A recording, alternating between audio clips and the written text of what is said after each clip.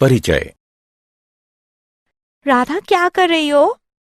वाह, ये तो बहुत सुंदर है। तुमने इसे कैसे बनाया? मैंने इसे प्रकार और पेंसिल की सहायता से बनाया। लेकिन क्या इस वृत्त को बनाने के लिए हमें सचमुच प्रकार और पेंसिल की आवश्यकता पड़ती है? हाँ, एकदम सही आकृति बनाने के लिए हमें इन सभी रेखा गणितीय उपकरणों की आवश्यकता पड़ती है। क्या तुम इस कोण को देख सकती हो? हाँ, यह 30 अंश का कोण है। मैंने इसे प्रकार और स्केल की सहायता से बनाया है। लेकिन कैसे? मैं भी ये सीखना चाहती हूँ। मेरे साथ आओ, मैं तुम्हें सिखाती हूँ। उद्देश्य। इस पाठ के अंत में आप निम्न करने में सक्षम हो जाएंगे। एक दिए गए कोण को द्विभाजित करना, एक दिए गए रेखाखंड के लंबवर्धक की रचना करना, 60 अंश इत्यादि का कोण बनाना, दिए गए आधार, एक आधार कोण तथा अन्य दो भुजाओं के योग से त्रिभुज की रचना करना, दिए गए परिमाप और दो आधार कोणों की सहायता से त्रिभुज की रचना करना, एक त्रिभुज की रचना करना जिसमें परिमाप और दो आधार कोण दिए हों।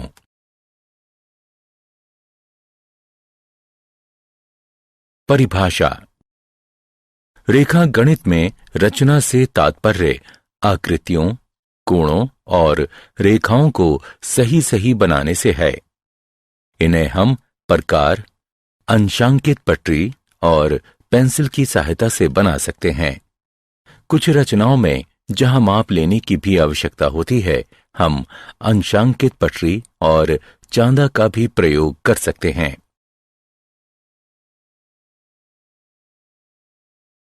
एक दिए गए कोण का समद्विभाजक।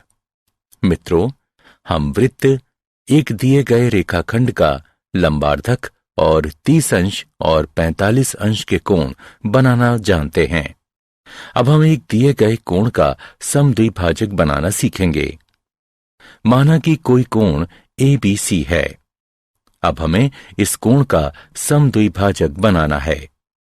सबसे पहले हम B को केंद्र मानकर किसी भी त्रिज्या का कोई चाप लगाएंगे जो BA और BC किरणों को क्रमशः E और D पर प्रतिच्छेदित करेगा।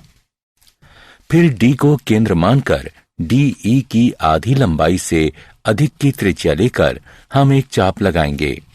ठीक इसी तरह E को केंद्र मानकर DE की आधी लंबाई से अधिक की त्रिज्या लेकर हम एक और चाप लगाएंगे जो पहले चाप को F पर प्रतिच्छेदित करेगा।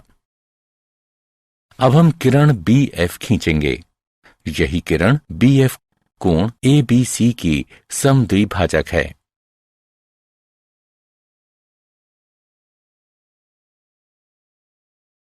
हम कैसे कह सकते हैं कि BF एक कोण समद्विभाजक है? चलिए इसे सिद्ध करते हैं। DF और EF को मिला दीजिए।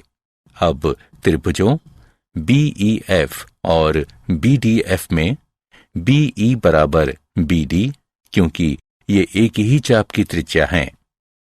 EF बराबर DF, क्योंकि ये भी बराबर त्रिज्या की चाप हैं। BF बराबर BF, जो कि दोनों में है। इसलिए SSS समरूपता नियम के अनुसार त्रिभुज BEF सर्वांग है त्रिभुज BDF के, जिससे हमें कोण EBF बराबर कोण DBF प्राप्त होता है। इसलिए BF एक कोण द्विभाजक है।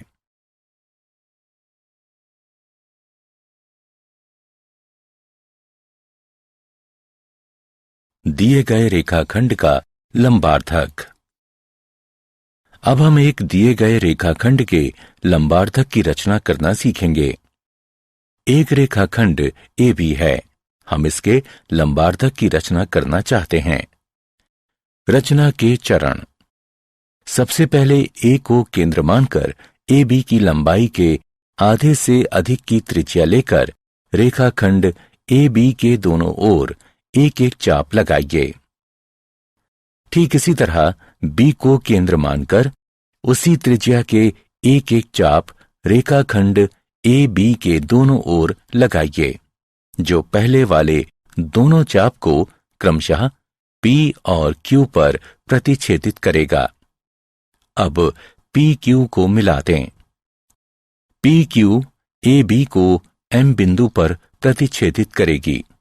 यही रेखा PMQ रेखाखंड AB की अभीष्ट लंबार्धक है। चलिए सिद्ध करते हैं कि PMQ रेखाखंड AB का लंबार्धक है। A और B को P तथा Q से मिलाकर AP, AQ, BP और BQ बनाइए। अब PAQ और PBQ त्रिभुजों में AP बराबर BP, क्योंकि ये बराबर त्रिज्या की चाप हैं। AQ बराबर BQ, क्योंकि ये भी बराबर त्रिज्या की चाप हैं। PQ बराबर PQ, ये दोनों में हैं। इसलिए SAS समरूपता नियम के अनुसार त्रिभुज PAQ सर्वांग है त्रिभुज PBQ के। इसलिए CPCT द्वारा कोण APM बराबर है कोण BPM के। अब त्रिभुजों PMA और PMB में AP बराबर BP बराबर त्रिज्या की चाप, PM बराबर PM, ये दोनों में हैं। कोण APM बराबर कोण BPM जैसा कि ऊपर सिद्ध हो चुका है। इसलिए SAS समरूपता नियम के अनुसार त्रिभुज PMA सर्वांग है त्रिभुज PMB के।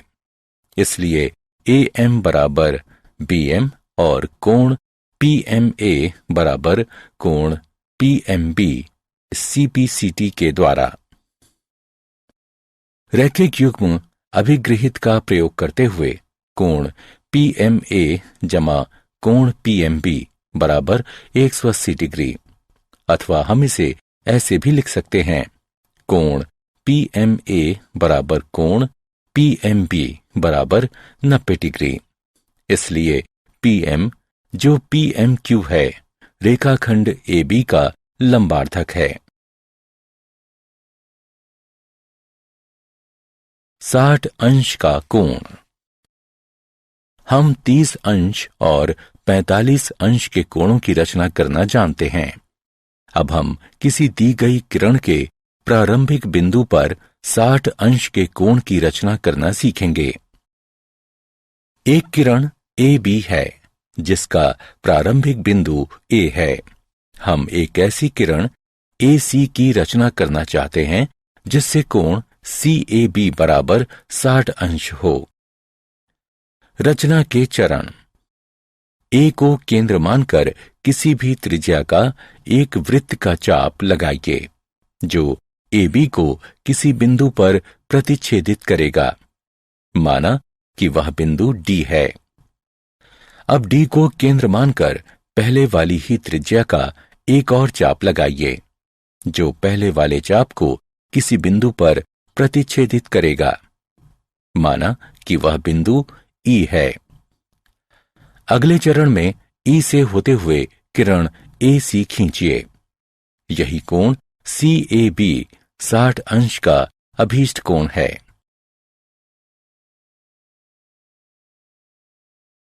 अब चलिए देखते हैं हम इस विधि से किस प्रकार 60 अंश का अभीष्ट कोण प्राप्त करते हैं। DE को मिला दीजिए। तब रचना के अनुसार AE बराबर AD बराबर DE है। इसलिए त्रिभुज EAD एक समबाहु त्रिभुज है। त्रिभुज EAD भी एक समबाहु त्रिभुज है क्योंकि कोण CAB 60 अंश का है।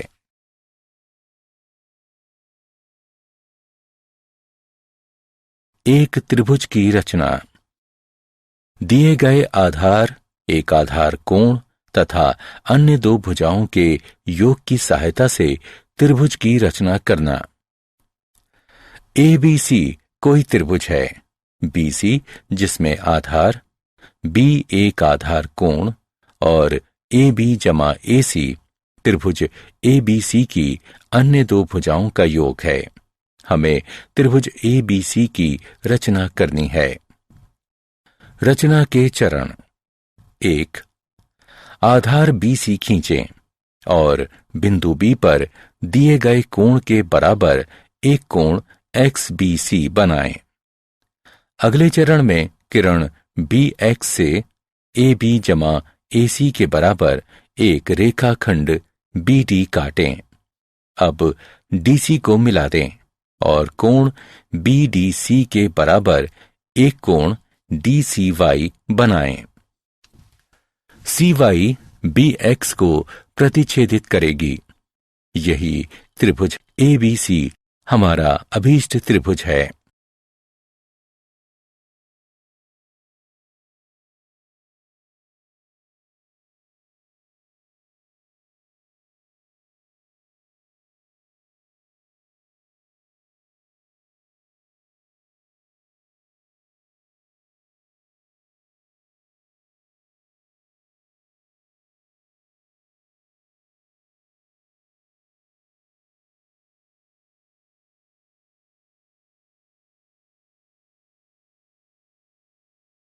आइए देखते हैं कि ABC किस प्रकार एक त्रिभुज है। ACD त्रिभुज में कोण ACD बराबर कोण ADC रचना के अनुसार, इसलिए AC बराबर AD, तब AB बराबर BD घटा AD बराबर BD घटा AC या AB जमा AC बराबर BD। हम जानते हैं कि त्रिभुज की दो भुजाओं का योग तीसरी भुजा से अधिक होता है, इसलिए ABC एक त्रिभुज है।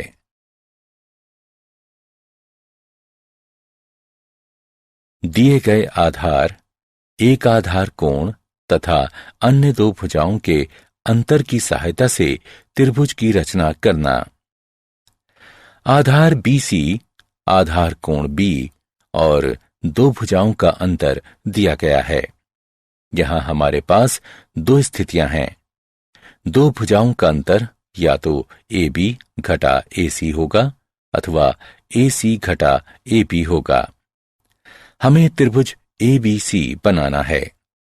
चलिए सबसे पहले पहली स्थिति का प्रयोग करते हुए त्रिभुज बनाते हैं, जब AB बड़ा है AC से और AB घटा AC दिया हुआ है। रचना के चरण। सबसे पहले आधार BC खींचें और बिंदु B पर दिए गए कोण के बराबर एक कोण XBC बनाएं।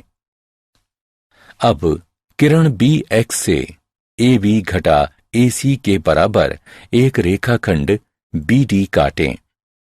अगले चरण में DC को मिला दें और DC का लंबार्धक PQ खींचें। इसे BX को एक बिंदु A पर प्रतिच्छेदित करने दें। AC को मिला दें। यही ABC हमारा अभीष्ट त्रिभुज है। चलिए अब दूसरी स्थिति का प्रयोग करते हुए त्रिभुज बनाते हैं, जिसमें AB छोटा है AC और AC घटा AB जो दिया गया है। रचना के चरण। सबसे पहले आधार BC खींचें और बिंदु B पर दिए गए कोण के बराबर एक कोण XBC बनाएं। अब किरण BX से AC घटा AB के बराबर एक रेखाखंड BD काटें। अगले चरण में DC को मिला दें और DC का लंबार्धक PQ खींचें। PQ को BX को एक बिंदु A पर प्रतिच्छेदित करने दें। AC को मिला दें। यही ABC हमारा अभीष्ट त्रिभुज है। चलिए दिए गए परिमाप और दो आधार कोणों की सहायता से एक त्रिभुज की रचना करें। माना कि कोण B और कोण C दिए गए कोण हैं और BC जमा CA जमा AB परिमाप है। हमें एक त्रिभुज ABC की रचना करनी है। रचना के चरण। सबसे पहले एक रेखाखंड XY खींचिए जो BC जमा CA जमा AB के बराबर हो। अब कोण LXY और MYX की रचना कीजिए। अब कोण LXY और कोण MYX को समद्विभाजित कीजिए। ये समद्विभाजक एक दूसरे को बिंदु A पर प्रतिच्छेदित करेंगे। अगला चरण AX और AY के लंबवर्धकों PQ और RS की रचना करेंगे। PQ XY को B पर तथा RX XY को C पर प्रतिच्छेदित करेगा। यही ABC अभीष्ट त्रिभुज है।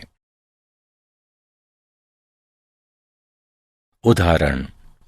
चलिए एक उदाहरण को देखते हैं जिसमें हम एक ऐसे त्रिभुज ABC की रचना करेंगे जिसमें कोण B बराबर 60 अंश, कोण C बराबर 30 अंश और AB जमा BC जमा CA बराबर 15 सेंटीमीटर है। रचना के चरण। सबसे पहले हम एक रेखाखंड PQ बराबर 15 सेंटीमीटर खींचेंगे जो AB जमा BC जमा CA के बराबर होगा। अब P बिंदु पर एक 60 अंश का कोण और Q बिंदु पर 30 अंश का कोण बनाइए। इन कोणों को समद्विभाजित कीजिए। इनके समद्विभाजक एक दूसरे को बिंदु A पर प्रतिच्छेदित करेंगे। अब लंबवर्धकों AP और AQ की रचना कीजिए जो PQ को क्रमशः B और C पर प्रतिच्छेदित करेंगे। अब AB तथा AC को मिला दीजिए। यही ABC अभीष्ट त्रिभुज है।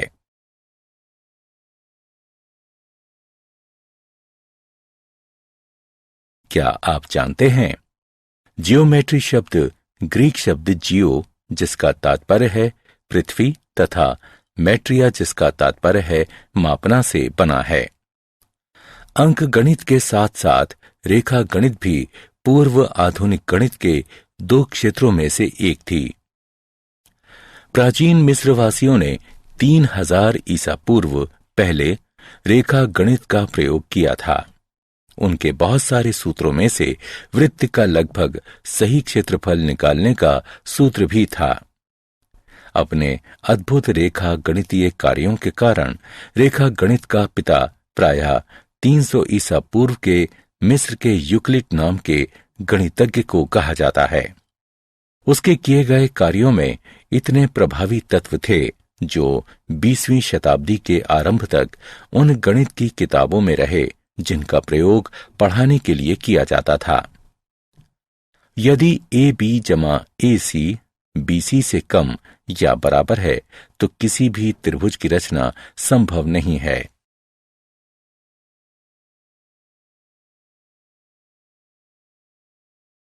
सारांश। आइए हमने जो कुछ सीखा है उसे संक्षेप में दोहराएं। दिए गए कोण को समद्विभाजित करना, दिए गए रेखाखंड के लंबार्धक की रचना करना, दिए गए कोण की रचना करना, दिए गए आधार एक आधार कोण तथा अन्य दो भुजाओं के योग की सहायता से त्रिभुज की रचना करना, दिए गए आधार एक आधार कोण तथा अन्य दो भुजाओं के अंतर की सहायता से त्रिभुज की रचना करना, दिए गए परिमाप और दो आधार कोणों की सहायता से एक त्रिभुज की रचना करना।